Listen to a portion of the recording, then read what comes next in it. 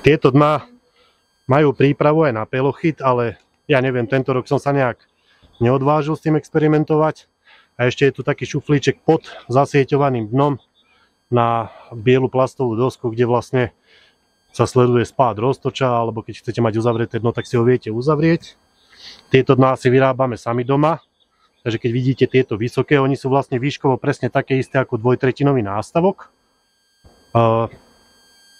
Vravím, dali sme si sem pekne zasieťované dno, tam je nerezová sieť, potom je tu taký šuflíček na pelochyt a ešte je tu potom priestor, kde sa dá položiť stavebná zábrana, ale ja som si tú stavebnú zábranu aj povyrábal, ale nikdy som ju nepoužil a ozaj málo kedy sa mi stalo, že by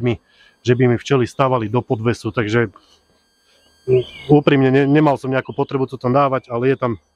je tam tá možnosť. Samozrejme máme dná iné, ale postupne dúfam, že túto zimu sa nám podarí, že povyrábame si a že teda budeme mať čas a všetkými dnami aj nástavkami by sme prešli na naše vlastné. To znamená 24 mm stena, vysoké dno a buď to dvojtretinky alebo celé nástavky, pretože máme teraz takú kombináciu, no to je asi aj vidno, keď dobre nesedia, že sú nástavky, ktoré sú kupované, alebo sme s nimi kedysi kúpili včely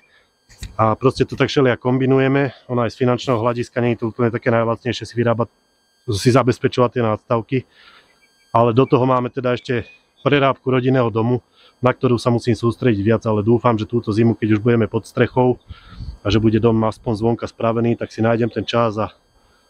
začnem vyrábať viacej týchto dien a aj nástavkov a potom vrchnáky si budeme robiť asi tak, ako som povedal v niektorom z videí, čo sme dneska natočili, spolu so striežkou, pretože nie je pre mňa nič viac iritujúce ako to. Všetko poskladám, idem dávať striežku a potom si spomeniem, že aj uteplívku som zabudol dať. Takže budeme robiť striežky spolu s uteplívkami, samozrejme troška lepšie vyzerajúce, toto bolo narýchlo robené na jeseň, ale tá uteplívka je dobrá nielen na zimu, ale aj na leto. Keď budú horúčaví 40 stupňové a bude pražiť slnko na tie striežky, myslím si, že tá uteplívka bude veľmi dobrá vec.